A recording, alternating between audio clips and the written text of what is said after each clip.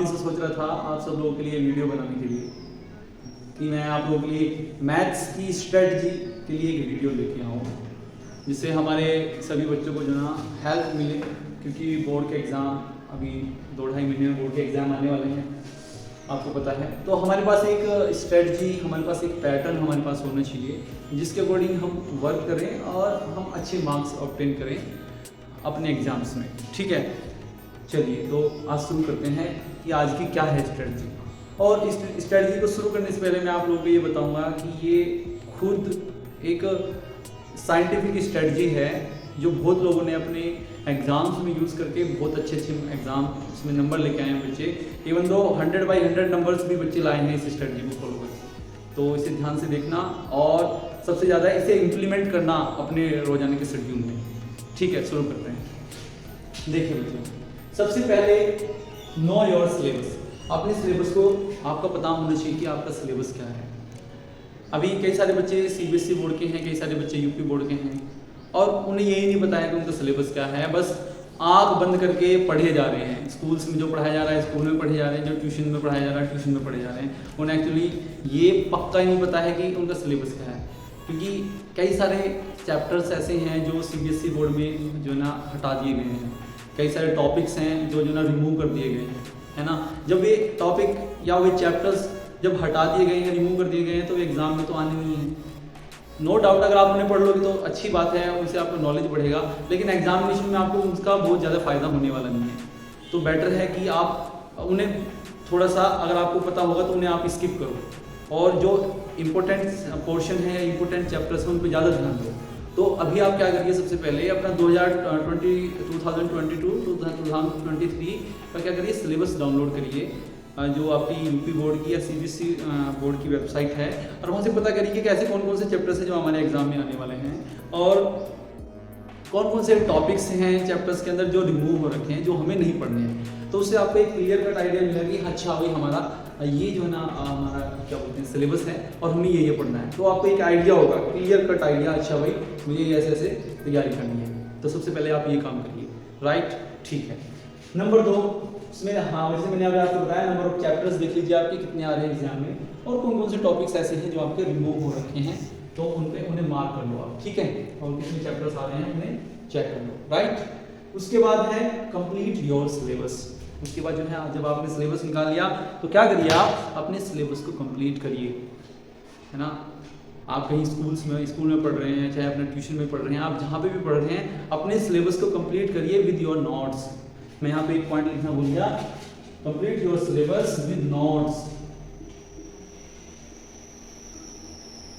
Notes बनाइए, हर chapter के notes बनाइए, अपने हैंड रिटन नोट्स, अपने हाथों से हर क्वेश्चन को सॉल्व करिए।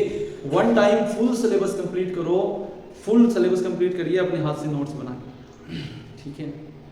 सिलेबस आप अपने हाथों से नोट्स आप बनाएंगे, अपने हाथों से क्वेश्चन सॉल्व करेंगे, तो उसका ये फायदा रहेगा कि लास्ट टाइम में आप कभी भी जब रिवाइज कर रहे होंगे तो चीज़ें आपको अगर समझ में नहीं आई तो आप उसे देख लोगे, अच्छा भाई ये क्वेश्चन मुझे समझ नहीं आया, अच्छा ऐसे ऐसे मेरे सर ने कराया था और ये ऐसे ऐसे क्वेश्चन भी करना है, राइट।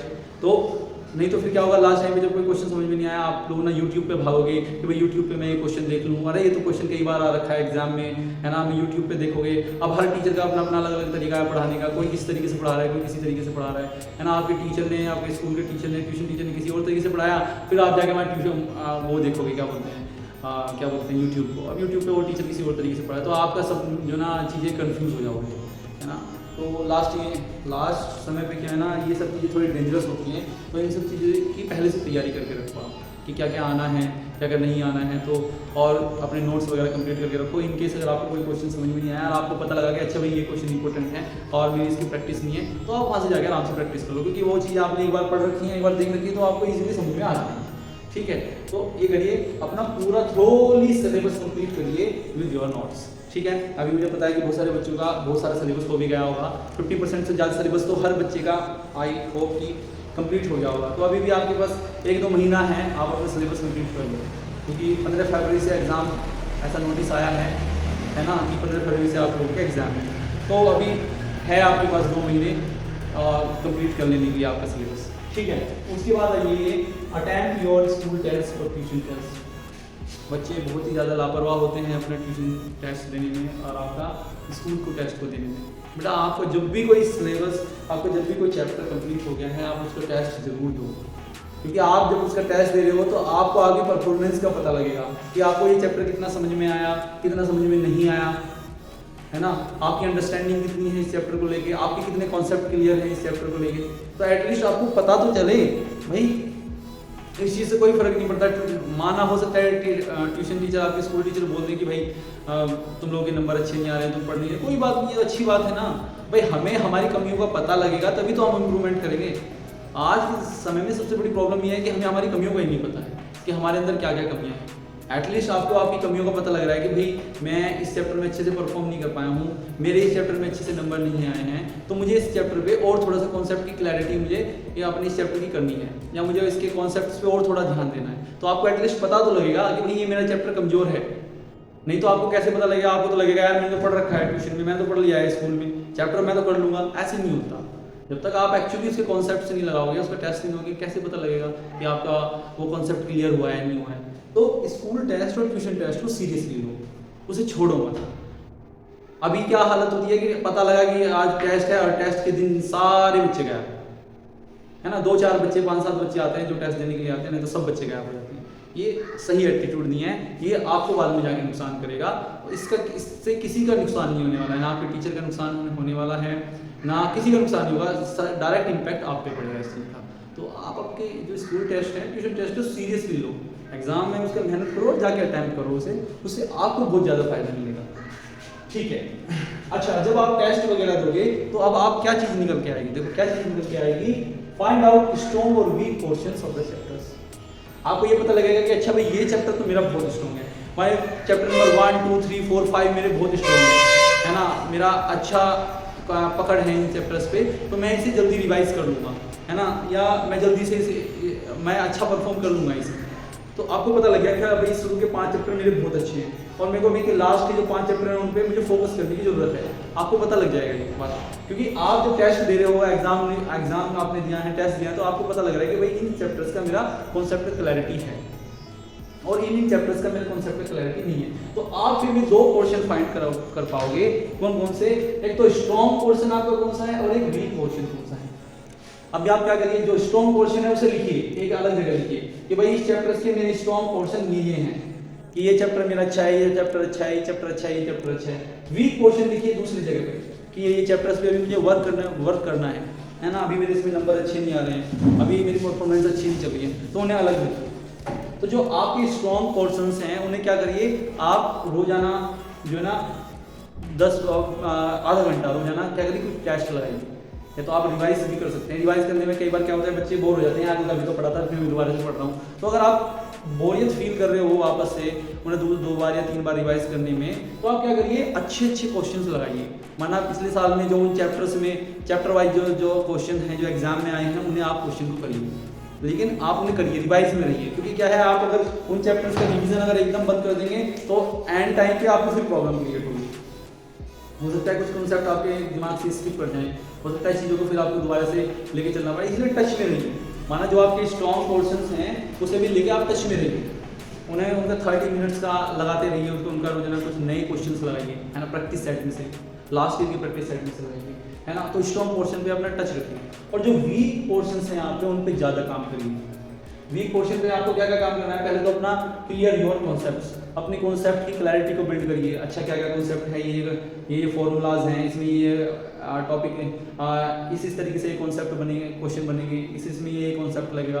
तो पहले उनके अपने कॉन्सेप्ट को क्लियर करिए। एक बार जब कॉन्सेप्ट क्लियर हो गया तो अपना वीकली टेस्ट दो, है ना, उसका रिवाइज करिए और रिवाइज करके टेस्ट दो, और टेस्ट देने के बाद आपको पता लगेगा अच्छा अब मेरे इस चैप्टर में 3 नंबर आने हैं, मतलब मेरा ये कॉन्सेप्ट अब थोड़ा ठीक हो गया है, ये चैप्टर मेरा ठीक हो गया है। तो आपके जो अभी वीक पोर्शन है वो भी फिर इस स्ट्रॉन्ग पोर्शन में आने शुरू हो जाएंगे धीरे धीरे।